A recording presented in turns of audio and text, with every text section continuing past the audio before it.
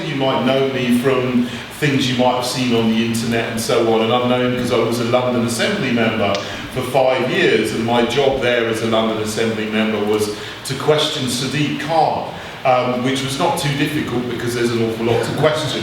And some of the highlights over the years that I was questioning Sadiq Khan were to question him on grooming gangs. And when I questioned him on grooming gangs, and I said to him, what no one would ask is that, are you doing anything to investigate grooming gangs in London? Because they're going on in Manchester and Birmingham and Nottingham and Newcastle and Bristol and Manchester and every major city in England, but surprise, surprise, there's nothing happening in London. What are you doing to find out about it? And when I did that, he couldn't answer, but the chair of the London Assembly stepped in and stopped me from asking any further questions, which I thought was a very, very interesting thing. So I was glad to have a bit of time in the London Assembly to actually ask these really difficult questions that no one else would answer, no one else would ask. And when I was doing it, it was very interesting because I used to sit on the far right, because I put on the far right for some reason, I don't know why they did that. But to my left, a little bit to my left, were the Conservatives, what I call the fake Conservatives normally. And some of them were nodding away furiously because I was asking these questions that you could see they wish they could have asked themselves, but they didn't.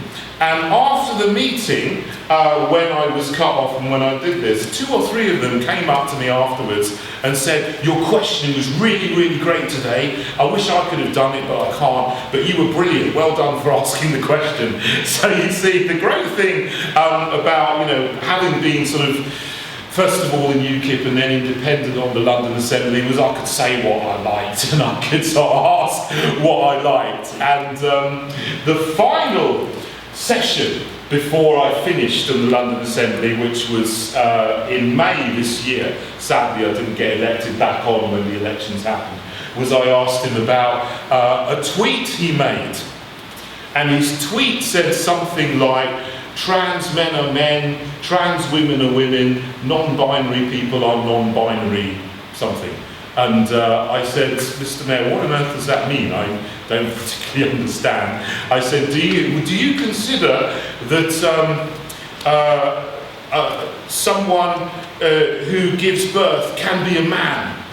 And he wouldn't answer. And he essentially accused me of stirring up transphobic hatred. And again, the chair of the Assembly cut me off and wouldn't allow me to answer any more questions. And that was after the Greens and the Labour and the Lib Dems and 1 or 2 of the Tories all got together to propose a motion that Assembly Member Curtin should no longer be heard because I'd been offensive. And then the chair just accepted their motion and stopped me from asking any further questions. And I wasn't doing, as far as I'm concerned, anything particularly offensive. I was just asking Sadiq Khan about a tweet that he wrote and what it meant in scientific terms. But they all gathered together because the existing paradigm that they have is that unless you accept these fabricated premises of gender confusion and all other things that come across to us, then either you're homophobic or transphobic or misogynistic or Islamophobic or racist or xenophobic and so on and so on.